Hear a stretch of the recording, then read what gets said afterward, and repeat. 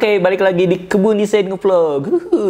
Oke, jadi kali ini kita mau tutorial OSS lagi nih. Jadi kemarin kan kita udah tutorial cetak NIB ya, dan ternyata rame tuh. Terus ternyata banyak teman-teman yang kesulitan juga nih cara cetak NIB dan daftar OSS. Nah, kita mau angkat topik dari pertanyaan-pertanyaan tersebut untuk kita jadiin konten lagi, dijawab pakai konten ya maksudnya. Oke, pembahasan kali ini adalah tentang KBLI atau bidang usaha yang kita garap. Karena banyak teman-teman yang nanya nih ke Kebun Desain, Bang, jualan pakaian kode KBLI-nya berapa, Bang? Jualan kalau produknya banyak KBLI-nya gimana? Nah, akan kita jawab di video ini. Terus ditambah dengan tutorial cara memasukkan KBLI-nya gitu. Dan di OSS terbaru ini yang RBA, satu NIB itu bisa menambah beberapa KBLI kalau misalkan memang produk kalian banyak gitu, dan itu tidak mempengaruhi nomor NIB yang sudah dicetak gitu. Jadi kalau misalkan kalian udah terlanjur cetak NIB, udah terlanjur daftar, terus bisnis kalian ternyata terjadi peningkatan, penambahan produk gitu ya, itu bisa dimasukkan KBLI tambahan di OSS-nya gitu. Nah, langsung aja kita ke tutorial KBLI-nya. Yuk.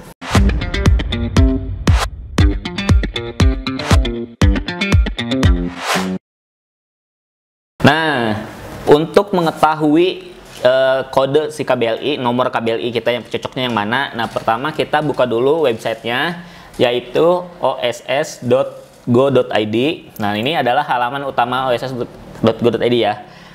Habis itu ini akan ada pop-up nih, ada peringatan ya, penting katanya. Di close aja, di X ini. Nah, habis itu kita langsung ke informasi dulu, ke informasi, diklik. Nah, habis itu ada klasifikasi buku lapangan Indonesia, usaha Indonesia atau KBLI. Nah, ini yang 2020, diklik ya, diklik. Nanti dia akan muncul ke halaman KBLI-nya nih. Nah, di sini ada beberapa kategori, ada pertanian, pertambangan, industri pengolahan. Nah, kalian cari deh gitu di sini. Cuman kan susah nih, maksudnya ada banyak ya, ini kalau diklik tiap poinnya itu punya banyak nomor, dan itu susah untuk dicari satu-satu gitu. Nah, kita bisa cari di sini nih, di kolom pencarian yang ini.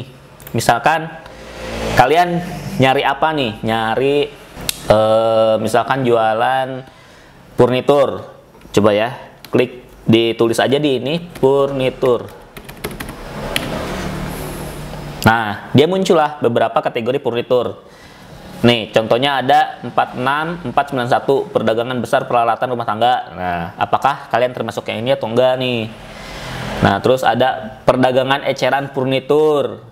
Nih, terus misalkan aktivitas mendesain furniturnya, kayak gitu ya. Nah, kita contoh lain, bidang lain. Misalkan kalian kategorinya misalkan jualan baju atau pakaian.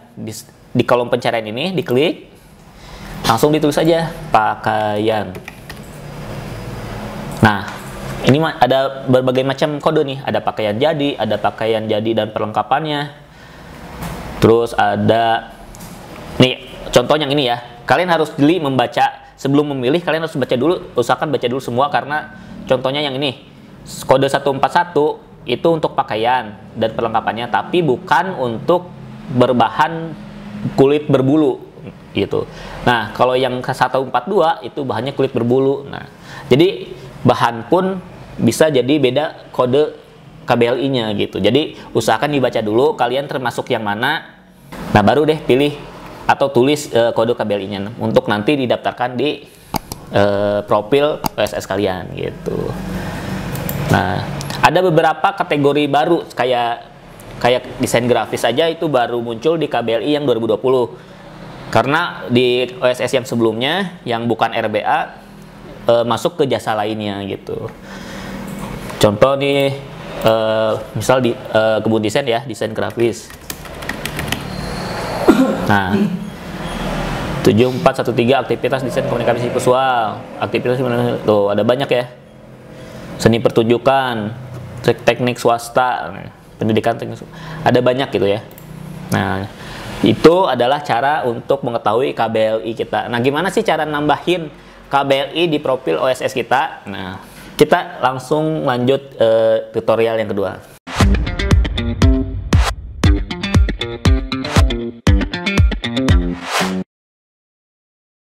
Oke, balik lagi ke situs OSS-nya, oss.go.id. Habis dari sini di close aja, langsung klik masuk. Kalau misalkan belum punya ya daftar dulu. Tapi ini tutorialnya untuk khusus yang udah punya terus mau nambah KBLI. Contoh masuk. Nah, nanti kalian isi alamat email dan passwordnya, terus captcha-nya diisi juga.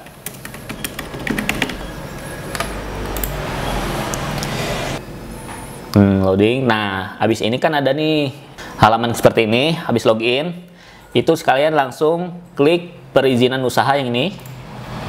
Nah, klik terus perubahan. Nah, klik perubahan data usaha yang ini. Diklik ya.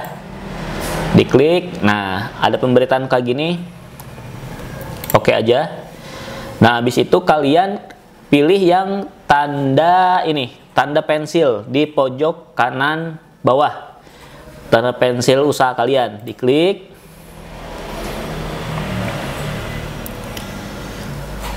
Nah, habis ini kalian pilih yang ini, yang detail usahanya dipilih, pilih lagi.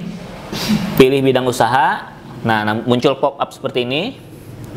Pilih bidang usaha yang tadi kalian tulis di nomor KBLI-nya. Kalau misalkan kalian gak mau nulis nomor KBLI-nya, bisa juga ditulis langsung di sini. Cuman kita nggak tahu nih persisnya mau yang nomor berapa gitu. Kalau misalkan langsung di sini gitu ya.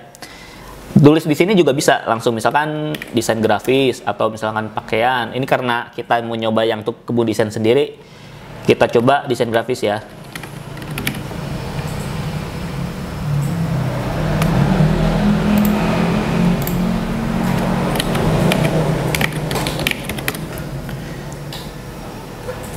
Nah, oke. Tadi saya ngetiknya desain, terus muncul desain di sini. Kita pilih yang sesuai dengan bisnis kita gitu. Nih, aktivitas komunikasi visual.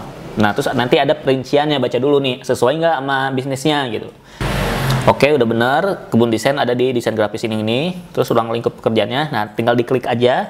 Ini cukup diklik, nanti ada ini, terus dipilih. Dipilih, oke, mencakup. Nah, terus ini ada peringatan kayak misalkan ada contoh bidang usaha ini tidak diatur dalam undang-undang ini, misalkan. Itu semacam info aja sih, nggak harus di apa namanya diotak-atik gitu ya. Langsung diklik simpan. Nah, berhasil udah gitu. Kita punya KBLI-nya yang baru nih. Nah, kalau udah, kalau misalkan kalian, nah ini kan bidang usaha, bidang usahanya apa nih, desain grafis. Nah, langsung kalian bisa nambah ini. Jasanya apa sih kalian itu gitu, produknya atau jasanya apa.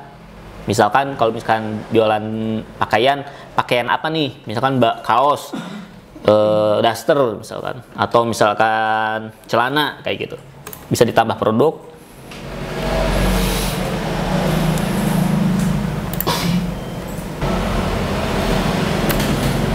Nah, ini adalah kapasitas produksinya.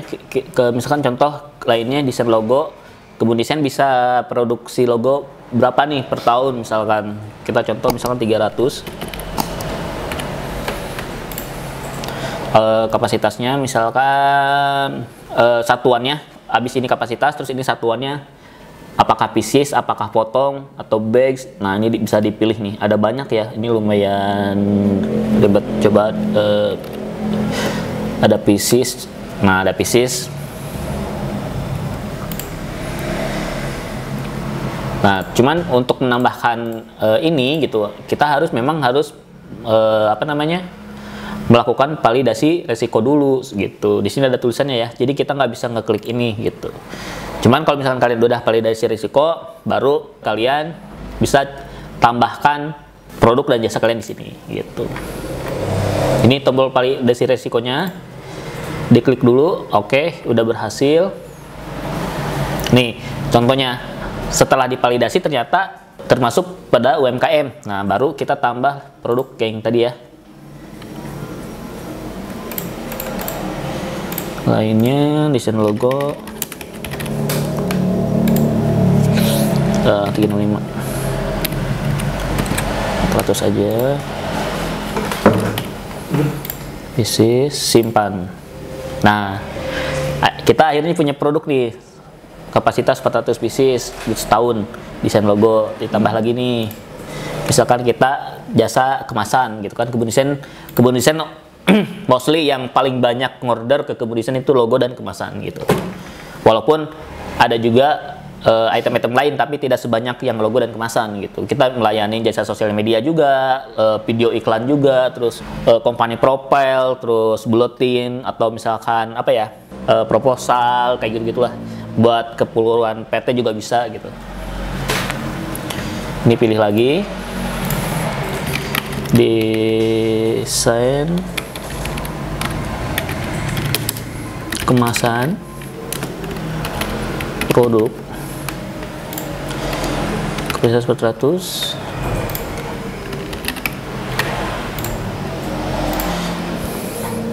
Nah, udah. Kalau berhasil, tinggal pencet selesai yang di pojok kanan bawah. Selesai. Oh, wajib diisi nih yang ini nih.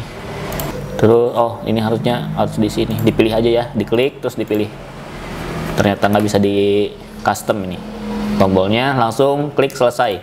Nah, kalau udah selesai, baru deh kita kembali lagi ke halaman yang ini. Oke, kembali lagi ke halaman ini. Nah, di sini ada pemberitahuan sama kayak tadi sih. Jadi perubahan data itu tidak mempengaruhi nomor NIB. Jadi nomor NIB yang lama, kalau misalkan udah dicetak tetap berlaku. Terus kalau misalkan kalian nambah produk atau nambah jasa atau merubah KBLI atau nambah KBLI, itu tidak merubah NIB gitu, nomor NIB. Oke. Nah, kalau udah ini kita langsung coba lanjut.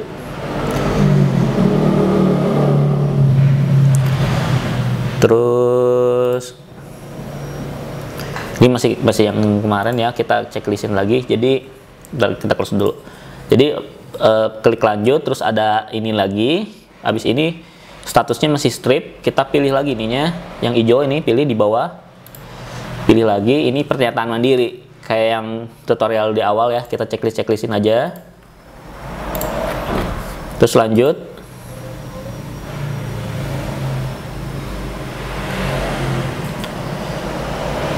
Nah, udah deh, muncul draft. Terus ada KBLI-nya di bawah. Udah, terus dengan ini saya sampaikan oke. Terbitkan perizinan usaha yang hijau. Ini dicentang, terus dipilih yang hijau ini.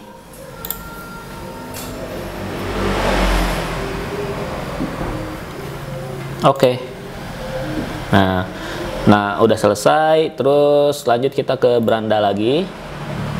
Kita coba ke izin. Nah, terus bisa langsung dicetak nih ininya, di download lagi, bisa di download.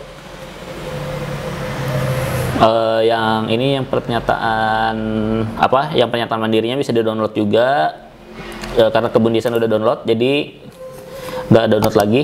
Coba ke NIB. Nah, ini masih sama ya. Kayak gini juga, pernyataan mandiri bisa dicetak juga. Nah, di sini ada tombol biru cetak NIB, bisa diklik lagi untuk download NIB. Nah, kalau misalkan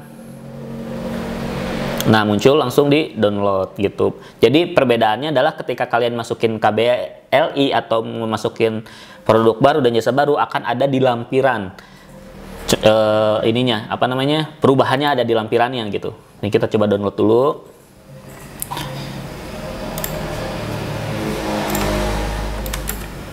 NIB baru kebun desain.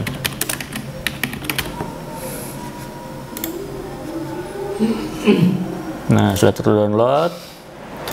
Kita buka. Nah, ini kan ada datanya, terus ada di lampiran ini. Nah, jadi di lampiran ditulis nih kado KBL-nya berapa, aktivitasnya apa, lokasinya apa, resikonya apa, rendah atau tinggi. Nah, jenisnya NIB, legalitas untuk persiapan operasional gitu.